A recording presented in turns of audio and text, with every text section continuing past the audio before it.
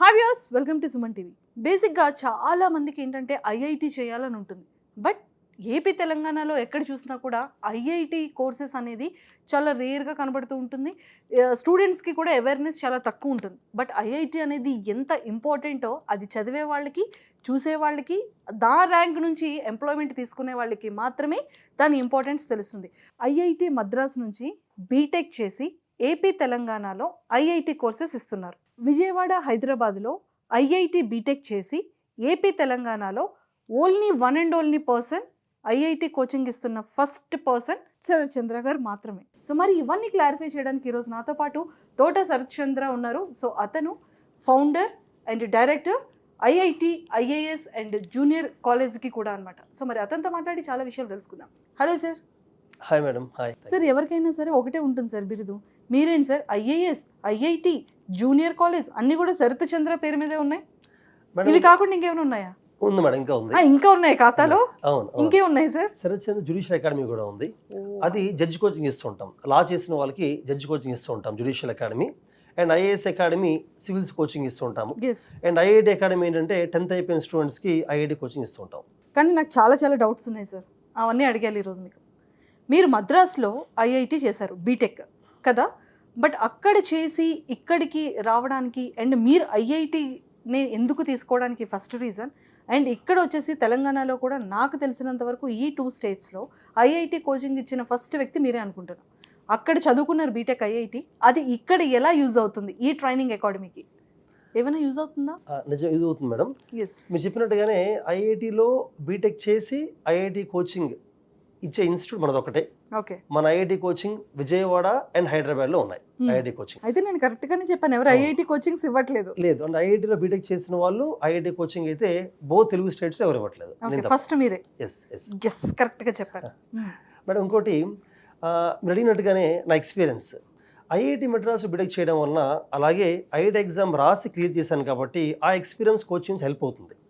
Firstly నేను కూడా ఇంటర్మీడియట్లో ఐఐటి కోచింగ్ తీసుకున్నాను. ఆ టైంలో ర్యాంక్ నాకు ఎలా వచ్చిందో, అలాగే నాతో పాటు ప్రిపేర్ అయిన వాళ్ళకి ర్యాంక్స్ వచ్చిన వాళ్ళు అవ్వచ్చు, రాని వాళ్ళు అవ్వచ్చు, ఎక్కడ మిస్టేక్స్ చేశారు, ఎక్కడ బాగా పర్ఫామ్ చేశారు అనేది నాకు ఐడియా ఉంది. ఎగ్జామ్ క్రాక్ చేశాను కాబట్టి ఆ కాంపిటేటివ్ స్పిరిట్ ఎలా ఉండాలో కూడా ఐడియా ఉంది.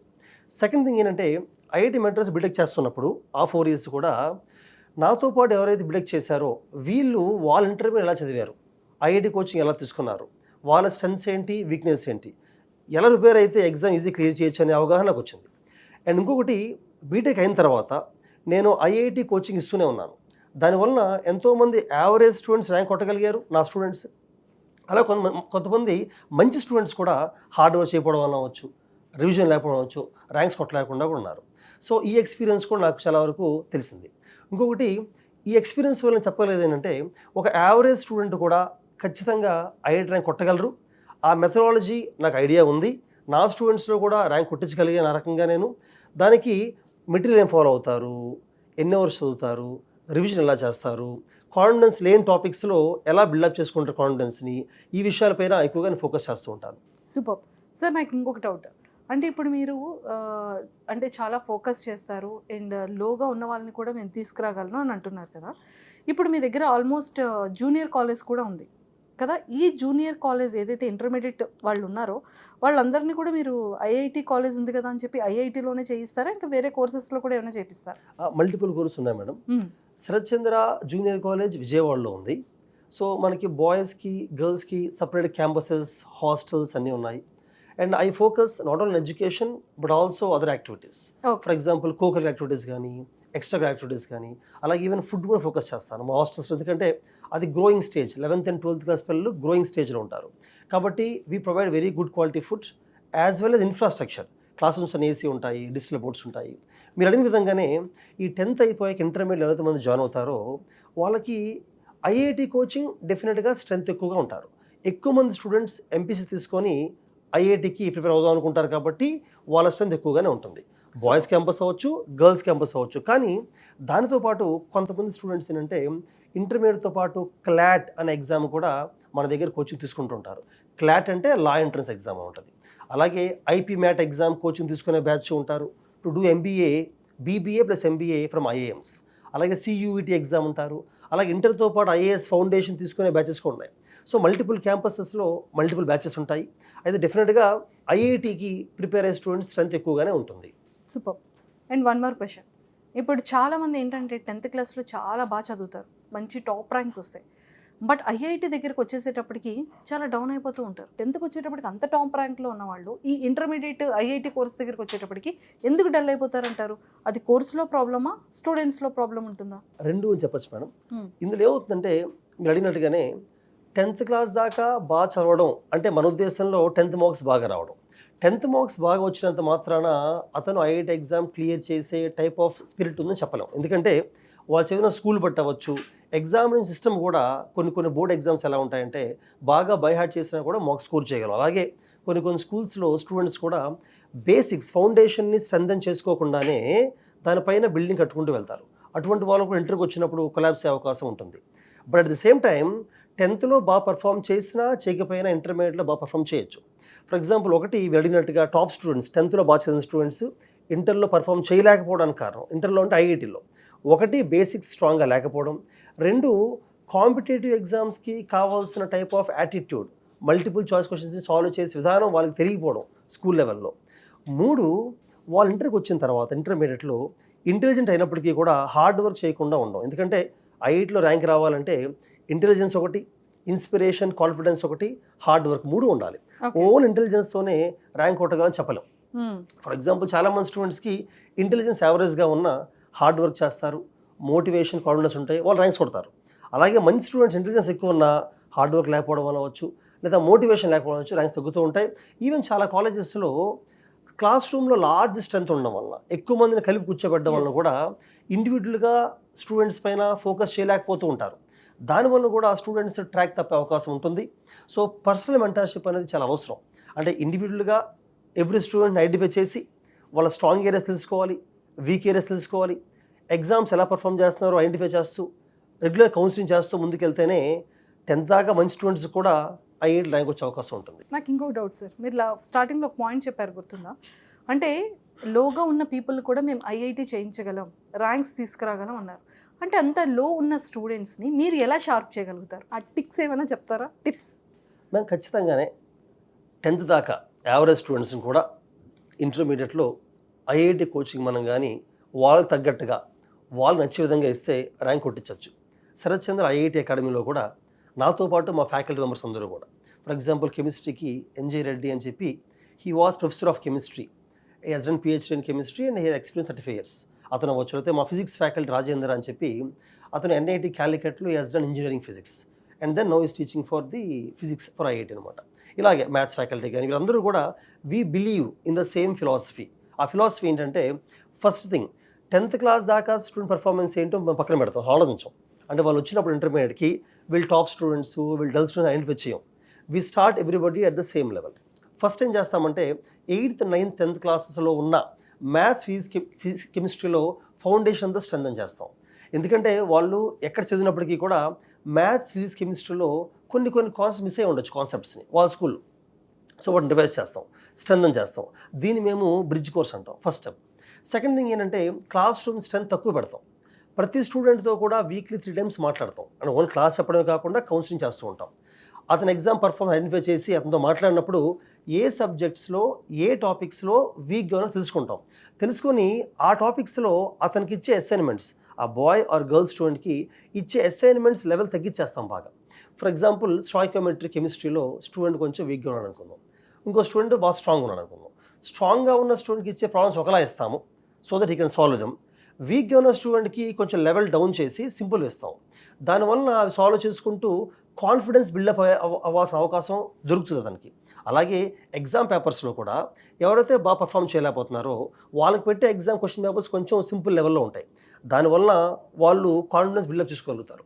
ఇలాగ ఫ్యూ మంత్స్ తర్వాత అందరూ ఈక్వల్ లెవెల్ వచ్చే అవకాశం ఉంటుంది. అలాగే మేము చెప్పే క్లాసెస్ ఒకేలా ఉన్నప్పటికీ కూడా స్టడీ అవర్స్, అంటే క్లాస్ అయిన స్టడీ అవర్స్ అవ్వచ్చు, హోంవర్క్స్ అవ్వచ్చు, ఆ టైంలో ఎవరైతే బాగా పర్ఫామ్ చేస్తున్నారో వాళ్ళకి ఎక్కువ ప్రాబ్లమ్స్ ఇస్తాము, వాళ్ళకి డిఫికల్ట్ లెవెల్ పెంచుతాం, difficult level, so that they can go to higher levels. అంతేగాని క్లాస్ చెప్పే విధానంలో ఎక్కువగా డిఫరెన్స్ చూపించాం ఇనీషియల్ స్టేజెస్లో. గ్రాడ్యువల్గా విత్ టైం ఏమవుతుందంటే కొంతమంది స్టూడెంట్స్ ఫాస్ట్ గ్రాస్ప్ చేయగలుగుతారు, అటువంటి వాళ్ళని ఇంకొక సెక్షన్లా ఫామ్ చేసి సిలబస్ త్వరగా ఫినిష్ చేస్తాం. ఎవరైతే కొంచెం స్లోగా అబ్జర్వ్ చేసుకుంటున్నారో వేరే సెక్షన్ ఫామ్ చేసే వాళ్ళకి కొంచెం స్లోగా వాళ్ళు తగ్గట్టు చెప్పుకుంటూ వెళ్తాం. కానీ వీళ్ళతో కూడా ఐఐటి ర్యాంక్స్ కొట్టించేలాగా కొంచెం ఎక్కువ టైం క్లాస్ స్పెండ్ చేసి చివరికి వచ్చేసరికి మల్టిపుల్ రివిజన్స్ చేసి ర్యాంక్ కొట్టించగలుగుతాం. అలాగే నేను అవ్వచ్చు, మా ఫ్యాకల్టీ అవ్వచ్చు, మా కౌన్సిలర్స్ అవ్వచ్చు, లేకపోతే జేఎల్స్, డౌట్ క్లారిఫికేషన్కి ఉన్న మెంటర్స్ అవ్వచ్చు, పర్సనల్ మెంటర్స్ అందరూ కూడా ఏ స్టూడెంట్ని any point of time discourage చేయరు. అంటే మార్క్స్ ఎలా వచ్చినా హోంవర్క్ చేయలేకపోయినా కూడా ఎగ్జామ్ నువ్వు క్రాక్ చేయలేవు అనే డైరెక్షన్లో తీసుకెళ్ళాం. ఖచ్చితంగా క్రాక్ చేయగలవు అనే మోటివేషన్ ఇస్తూ ఉంటాం. ఎందుకంటే ఈ ఏజ్లో మోటివేషన్ మ్యాటర్స్ ఎ లాట్. ఎందుకంటే నేను పర్సనల్గా చూసాను చాలామంది స్టూడెంట్స్ ఏంటంటే they get in to depression because of lack of motivation. సరిగ్గా చేయలేకపోవడం అవ్వచ్చు, ఎగ్జామ్ మార్క్స్ తక్కువ అవ్వచ్చు, దే లూజ్ ద మోటివేషన్ అనమాట. కాబట్టి వాళ్ళు అందులోకి వెళ్ళకుండా జాగ్రత్తగా చూసుకుంటూ ఉండాలి. అందుకనే యోగా క్లాస్ అని, స్పోర్ట్స్ అని ఉంటూ ఉంటాయి.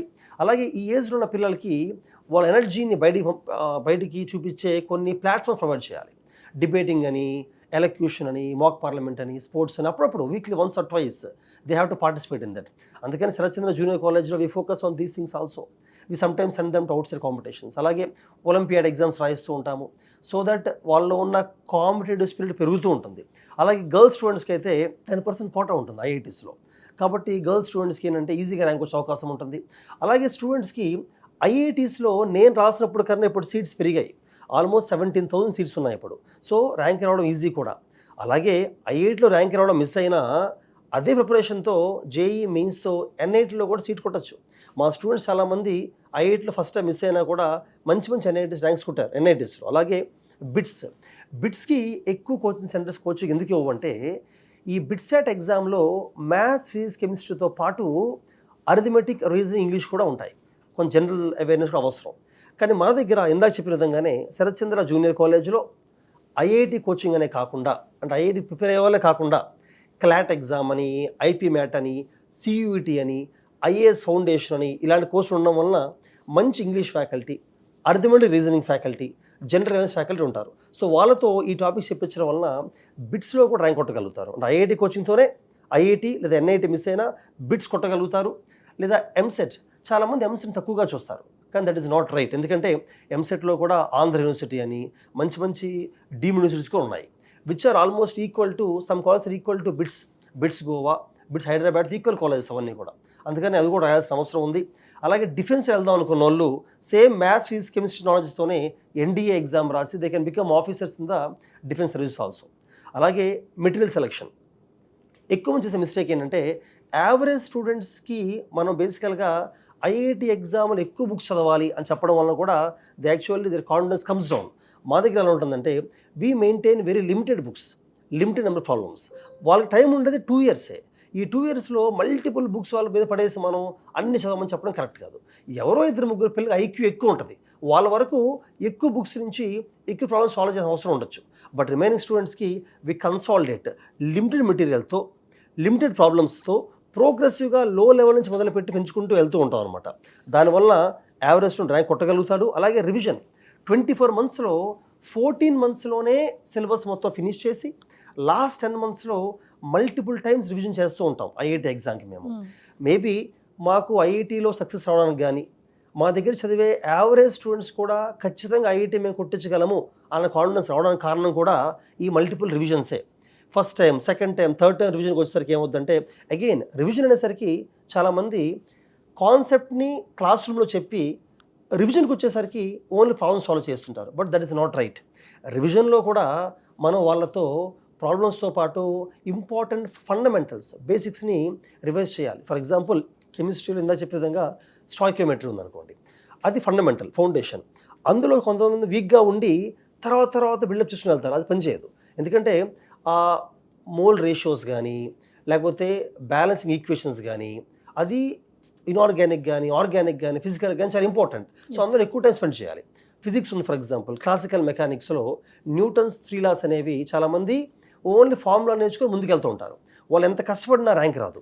బట్ ఆ బేసిక్ ఫౌండేషన్లోనే, ఫార్ములాలోనే సెకండ్ లా ఉందనుకోండి, ఫిజికల్ ఎంఏ ఉంది, ఫోర్స్ ఎలా కౌంట్ చేయాలి, ఎలా క్యాలిక్యులేట్ చేయాలి, మాస్ అంటే ఏంటి, ఆ ప్రాబ్లం ఎలా తీసుకోవాలి, ఇటువంటి ఫౌండేషన్ని స్ట్రాంగ్ చేసుకుంటేనే వాళ్ళ తర్వాత ఎక్కువ ప్రాబ్లమ్స్ చేయకపోయినా పర్వాలేదు. ఎందుకంటే జేఈ మెయిన్స్ ఇన్ అడ్వాన్స్డ్లో అందరూ అనుకునే విధంగానే హై అప్లికేషన్ బేసిస్ అయితే కాదు.